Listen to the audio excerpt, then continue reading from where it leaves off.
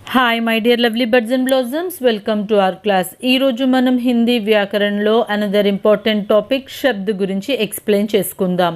శబ్ద్ means word, a group of letters combined to form a word. वर्णों के समूह से శబ్ద్ బనాతే హే. సో శబ్ద్ యొక్క డెఫినేషన్, అవి ఎన్ని టైప్సో మనం ఈరోజు చెప్పుకుందాం. एक या अधिक वर्णों के मेल से बनी सार्थक ध्वनि को शब्द कहते हैं. సో అ గ్రూప్ ఆఫ్ లెటర్స్ని కంబైన్ చేస్తే ఒక వర్డ్ అనేది క్రియేట్ అవుతుంది. అర్ధకి దృష్టి సే దో భేద్ హే. నెంబర్ ఆఫ్ లెటర్స్తో మనం నెంబర్ ఆఫ్ వర్డ్స్ అనేవి క్రియేట్ చేయగలుగుతాం. అలా క్రియేట్ చేసిన వర్డ్స్కి కొన్ని మీనింగ్ఫుల్గా ఉంటాయి, కొన్ని మీనింగ్లెస్గా ఉంటాయి. అలాగా మనం క్రియేట్ చేసే వర్డ్స్ 2 టైప్స్ ఉంటాయి. सार्थक शब्द, निरर्थक शब्द. सार्थक शब्द, जिन शब्द का कुछ ना कुछ अर्थ हो उनको सार्थक शब्द कहते हैं. जैसे रोटी, बड़ा, तुम आदि. సో కొన్ని వర్డ్ కంబైన్ చేసి ఒక శబ్ద్ ప్రొడ్యూస్ చేసినప్పుడు ఆ శబ్ద్ మీనింగ్ఫుల్గా ఉంటే, ఆ వర్డ్ ఏదైతే క్రియేట్ అవుతుందో అది మీనింగ్ఫుల్గా ఉంటే దాన్ని సార్థక్ శబ్ద్ అంటాం. For example roti. Roti means chapati or bread. దానికి ఒక మీనింగ్ ఉంది, అంటే రోటీ అనే ఒక సౌండ్కి మీనింగ్ ఉందన్నమాట. బడా అంటే బిగ్, పెద్దది, మీనింగ్ఫుల్ వర్డ్. తుమ్, యూ, నువ్వు, ఇది కూడా మీనింగ్ఫుల్ వర్డ్. సో ఒక మీనింగ్ ఉండేలాగా మనం ఒక వర్డ్ని క్రియేట్ చేస్తే దాన్ని सार्थक शब्द अंटाम. निरर्थक शब्द, जिन शब्दों का कोई अर्थ नहीं होता है उनको निरर्थक शब्द कहते हैं. जैसे बिल्ली म्याऊ म्याऊ करती है, पानी वानी. సో కొన్ని వర్డ్స్ మనం క్రియేట్ చేసినప్పుడు మీనింగ్లెస్గా అనిపిస్తాయి అన్నమాట. అలాగా మీనింగ్లెస్గా అనిపించేవన్నీ కూడా మనం నిరర్థక్ శబ్ద్ అని చెప్పొచ్చు. ఫర్ ఎగ్జాంపుల్ పిల్లి చేసే సౌండ్ మ్యావ్ మ్యావ్ మ్యావ్ మ్యావ్ అనేది ఒక మ్యావ్ అనే స్పెల్లింగ్ మనం రాసేస్తాం MEOW అని ఇంగ్లీష్లో, అలాగే హిందీలో, తెలుగులో రాస్తాం. మరి పిల్లి ఏదైతే సౌండ్ అయిందో దాని మీనింగ్ మనకు తెలుసా? తెలీదు. సో ఇలాగా మీనింగ్లెస్గా కొన్ని సౌండ్స్ మనం రాయగలుగుతాము లేదా ప్రొనౌన్స్ చేయగలుగుతాం. अर्थ की दृष्टि से सार्थक शब्दों के 3 भेद है. సో మీనింగ్ఫుల్గా ఏవైతే మనం వర్డ్స్ అనేవి రాస్తున్నామో అవి మళ్ళీ మనకి 3 టైప్స్గా డివైడ్ అయినాయి. वाचक शब्द, लाक्षणिक शब्द, व्यंजक या संकेतिक शब्द. सो फर्स्ट वन वाचक शब्द. इसमें शब्द का वास्तविक अर्थ लिया जाता है. जैसे कुत्ता वफादार जानवर है.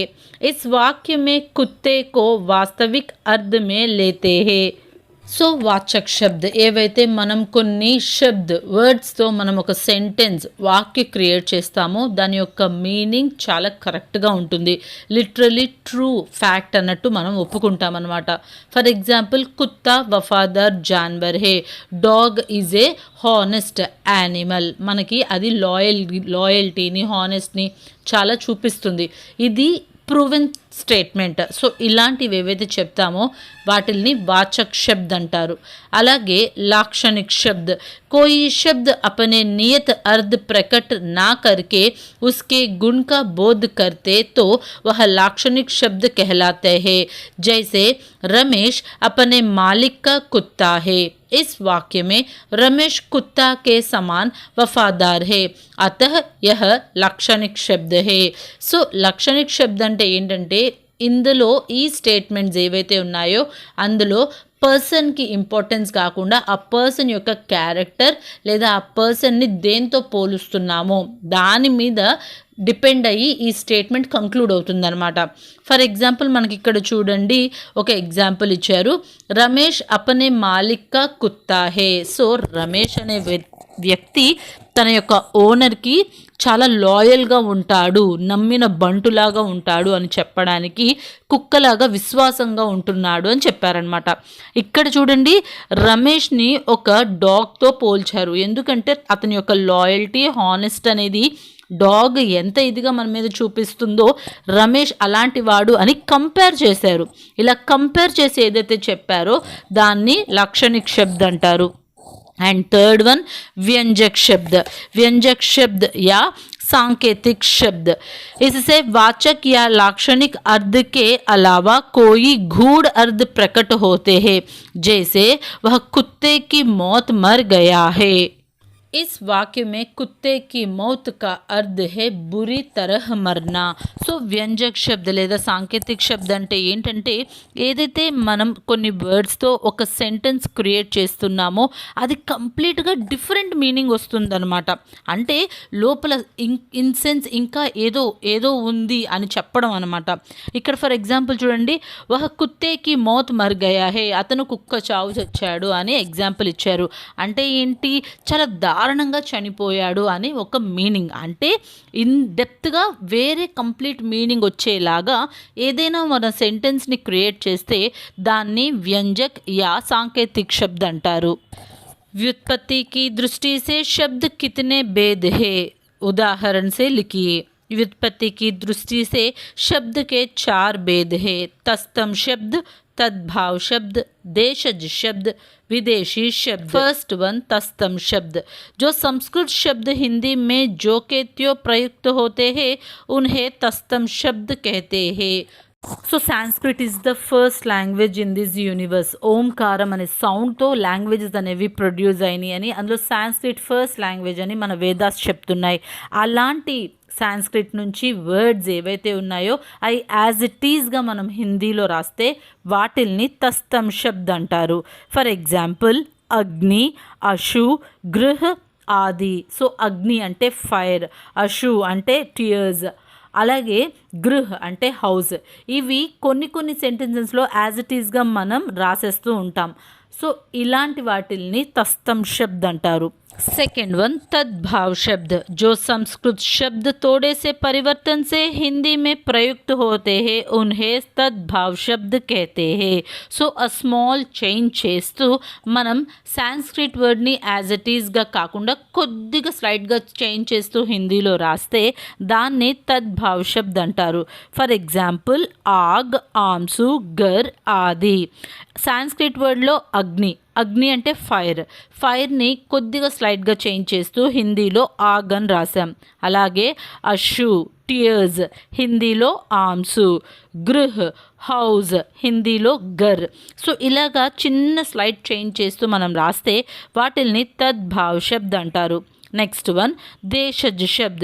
दो भारतीय भाषाओं से हिंदी में लिए गए हैं और हिंदी में ही अपने हैं उन्हें देशज शब्द कहते हैं. जैसे पेट, गाड़ी, दादा, दीदी, సందేశ్, ఆది. సో ఏవైతే మన హిందీ దేవనగరి స్క్రిప్ట్ నుంచి వర్డ్స్ క్రియేట్ చేసుకున్నామో వాటిల్ని దేశజ్ శబ్ద్ అంటారు. నెక్స్ట్ వన్ విదేశీ శబ్ద్.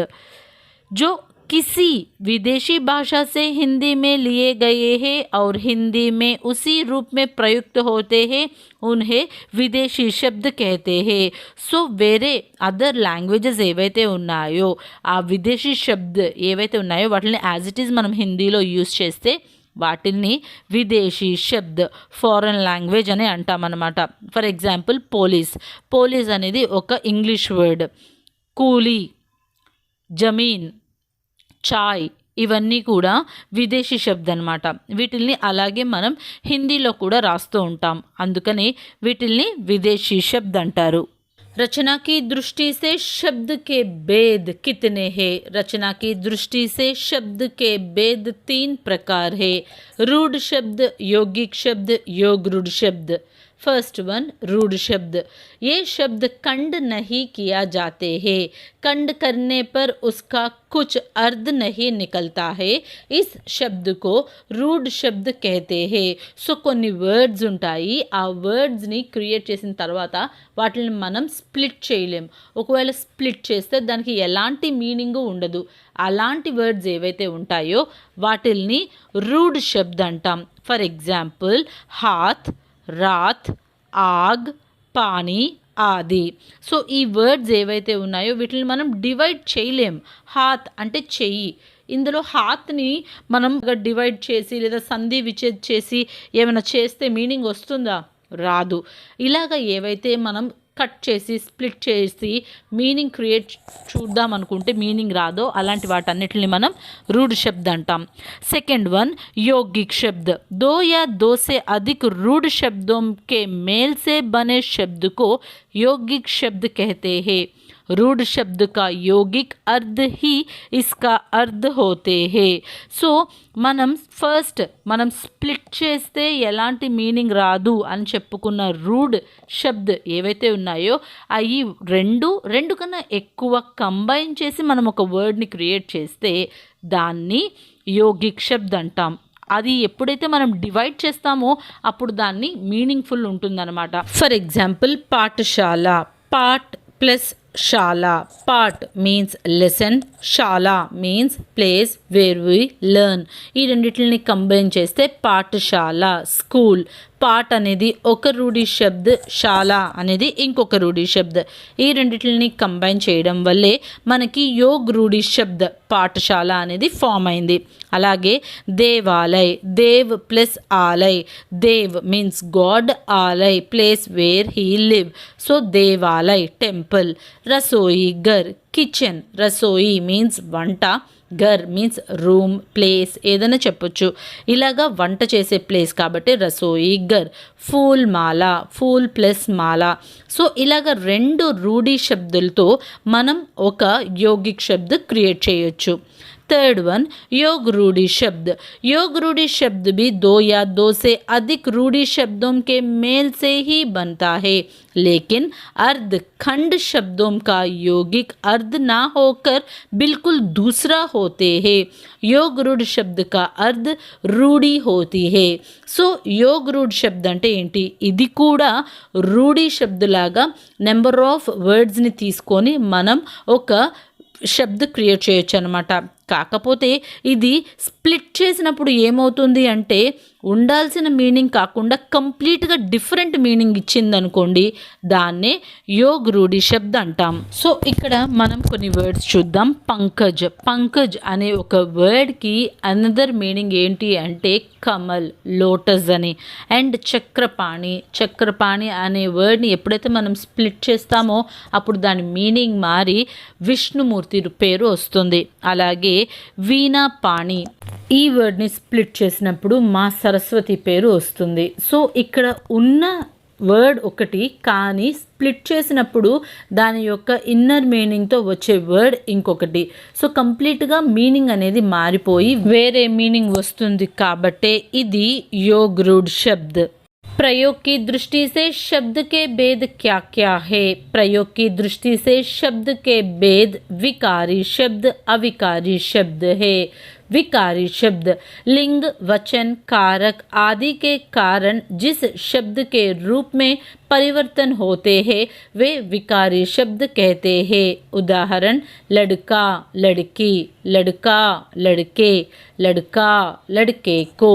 सो మనం ఇంకా యూస్ చేసేటప్పుడు ఒక వర్డ్స్ని మనం ఒక సెంటెన్సెస్లో యూస్ చేసేటప్పుడు according to the changes in that sentence మనం ఆ వర్డ్ యొక్క ప్లేస్ అనేది కూడా మారిపోతుంది। అలాగా వర్డ్ ప్లేస్ అనేది చేంజ్ అవుతున్నప్పుడు అవి 2 టైప్స్గా డివైడ్ అయినాయి, వికారి శబ్ద్, అవికారి శబ్ద్। వికారి శబ్ద్ అంటే ఏంటంటే ఒక సెంటెన్స్లో మనం ఒక వర్డ్ని సెట్ చేసినప్పుడు ఆ వర్డ్ అనేది డిపెండింగ్ ఆన్ ద సెంటెన్స్ దాని యొక్క జెండర్ ఫామ్ని కానివ్వండి, ప్లూరల్ ఫామ్ని కానివ్వండి లేదా ప్లేస్ ఆఫ్ సెంటెన్స్ అనేది మారుతూ వెళ్తే దాన్నే వికారి శబ్ద్ అంటాం। ఫర్ ఎగ్జాంపుల్ లడ్కా, లడ్కాని మనం ఒక సెంటెన్స్లో పెట్టినప్పుడు అక్కడ లింగ్ దాని యొక్క జెండర్ మార్చాల్సి వస్తే లడ్కీ అని మారుస్తాం। అదే ప్లూరల్ ఫామ్లో రాయాల్సి వస్తే అదే లడ్కాని లడ్కే అని రాస్తాం। అండ్ దాని గనక మనం కేస్ ఫామ్లోకి చేంజ్ చేయాలి, కారక్ అనేది అంటే ఆ సెంటెన్స్లో ఇంట్రడ్యూస్ చేయాలి అన్నప్పుడు లడ్కాని లడ్కే కో అని రాస్తామన్నమాట।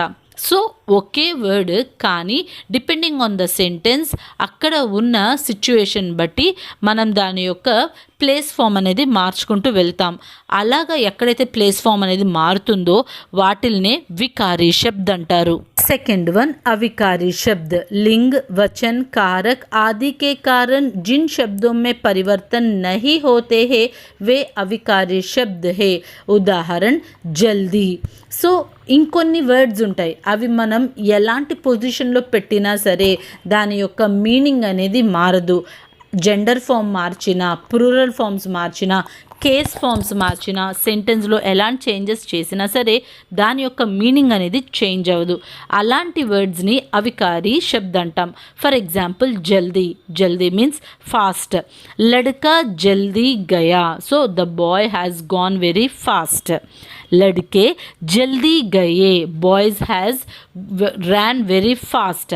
ఇక్కడ జల్దీ అనే మీనింగ్ మారట్లేదు చూడండి, ఆ ఫాస్ట్ అనే వర్డ్ సెంటెన్స్లో మారట్లేదు. అలాగే లడ్కీ జల్దీ గయి, గర్ల్ హ్యాస్ గాన్ ఫాస్ట్. ఇక్కడ మనకి లింగ్ మారుతుంది, అలాగే ప్లూరల్ ఫామ్స్ మారుతున్నాయి, కేస్ ఫామ్స్ మారుతున్నాయి, కానీ జల్దీ, ఫాస్ట్ అనే దాని యొక్క మీనింగ్ అనేది చేంజ్ అవ్వట్లేదు. సో ఇలా ఎక్కడైతే ఒక సెంటెన్స్లో ఇన్సర్ట్ చేసినప్పుడు ఒక వర్డ్ యొక్క మీనింగ్ చేంజ్ అవ్వకుండా ఉంటుందో వాటిల్ని అవికారీ శబ్ద్ అంటారు. अर्थ के आधार पर शब्द 4 प्रकार के होते हैं. एकार्थी शब्द, अनेकार्थी शब्द, समानार्थी या पर्यायवाची शब्द, विपरीतार्थी या विलोम शब्द. फर्स्ट वन एकार्थी शब्द. जिन शब्दों का केवल एक ही अर्थ होते हैं जैसे गंगा, जर्मन, राधा ఆది.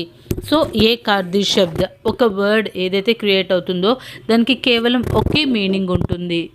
అలాంటి వర్డ్ అన్నిటిని కూడా మనం ఏకార్థి శబ్ద్ అంటాం. For example Ganga. గంగా అనేది రివర్, అది ఒకటే వర్డ్, దానికి ఒకటే మీనింగ్ ఉంటుంది. राधा అనేది नेम. अनेकार्थी शब्द. जिन शब्दों के एक से अधिक अर्थ होते हैं उसे అనేకార్థి శబ్ద్ कहते हैं. అలాగే ఇంకొక వర్డ్ తీసుకుంటే దానికి నెంబర్ ఆఫ్ అదర్ మీనింగ్స్ వస్తే దాన్ని అనేకార్థి శబ్ద్ అంటాం. For example hour. హార్ అనేది మనం ఒకటి మెడలో వేసుకునే హారం అని చెప్పొచ్చు, రెండుది ఓడిపోవడం, పరాజయ అనేది చెప్పొచ్చు. సెకండ్ వన్ కర్. కర్ అంటే చెయ్య ఒక మీనింగ్ వస్తే, కర్ అంటే టాస్క్, చేసే పని అని ఇంకొక మీనింగ్ వస్తుంది. కనక్. కనక్ మీన్స్ గోల్డ్, బంగారం, సోనా అని చెప్పొచ్చు. అలాగే కనక్ మీన్స్ దత్తూర ఫ్లేవర్ అని కూడా చెప్పొచ్చు. అర్ధ్. అర్ధ్ మీన్స్ ధన్, మనీ అని చెప్పొచ్చు. అలాగే ప్రయోజన్, యూస్ఫుల్ ఆర్ మీనింగ్ఫుల్ అని కూడా చెప్పొచ్చు. సో नेक्स्ट वन समानार्थी शब्द. हिंदी भाषा में अनेक शब्द ऐसे हैं जो समान अर्थ देते हैं. సో సమానార్థి శబ్ద్ సేమ్ మీనింగ్ వచ్చేలాగా, డిఫరెంట్ వర్డ్స్ సేమ్ మీనింగ్ వచ్చేలాగా రాయడాన్నే సమానార్థి శబ్ద్ అంటాం. For example Akash. ఆకాష్ అంటే నబ్, స్కై, గగన్ అన్న స్కై, ఆకాష్ స్కై, ఆస్మాన్ స్కై. స్కై అనే వర్డ్కి ఇలాగా 4 డిఫరెంట్ వర్డ్స్ మనం రాసాము కాబట్టి దీన్ని సమానార్థి శబ్ద్ అంటాం. నెక్స్ట్ వన్ బాదల్ మీన్స్ క్లౌడ్స్. సో బాదల్కి అనదర్ నేమ్స్ ఏమి రాయొచ్చు, మేఘ్, జలద్, వారిద్. అలాగే సూర్య, రవి, భాను, భాస్కర్, ఫూల్, పుష్ప్, సుమన్, ప్రసూన్. ఇలాగా ఎన్ని వర్డ్స్ రాసినా వాటన్నిటికీ ఉన్న సేమ్ మీనింగ్ ఉంటుంది, అందుకే వీటిని సమానార్థి శబ్ద్ అంటారు. అండ్ లాస్ట్ వన్ విపరీతార్థి శబ్ద్ యా విలోమ్ శబ్ద్. మనం ఏ వర్డ్ అయితే తీసుకున్నా సరే దానికి ఆపోజిట్ వర్డ్ అనేది ఇంకొకటి ఉంటుంది, వాటిల్నే విపరీతార్థి శబ్ద్ యా విలోమ్ శబ్ద్ అంటాం. జో శబ్ద్ విపరీత అర్థ కా బోధ్ హోతే హే, ఆపోజిట్ మీనింగ్ ఇచ్చే వాటిల్ని విపరీతార్థి శబ్ద్ అంటాం. ఫర్ ఎగ్జాంపుల్ జై. జై అనే ఒక వర్డ్ ఉందంటే దానికి విపరీతార్థి యా విలోమ్ శబ్ద్ ఏముంటుంది, పరాజయ్. అలాగే పాప్ ఒక వర్డ్ తీసుకుంటే దానికి ఆపోజిట్ వర్డ్ పుణ్య. సచ్ దానికి ఆపోజిట్ వర్డ్ జూట్. దిన్ దీనికి ఆపోజిట్ వర్డ్ రాత్. సో ఒక వర్డ్ తీసుకుంటే ఖచ్చితంగా దానికి ఆపోజిట్ వర్డ్ ఉంటుంది అని చెప్పేదే విలోమ్ శబ్ద్. सो पॉइंट्स टू रिमेंबर इन शब्द विचार. शब्द एक या अनेक सार्थक ध्वनियों के समुदाय को शब्द कहते हैं. व्युत्पत्ति या बनावट की दृष्टि से शब्द 3 प्रकार के हैं. रूढ़ि शब्द, योग रूढ़ि शब्द, यौगिक शब्द.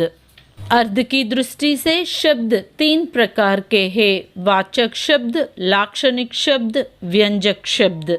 व्युत्पत्ति की दृष्टि से शब्द भांडार 4 प्रकार के हैं. तत्सम शब्द, तद्भाव शब्द, देशज शब्द, विदेशी शब्द.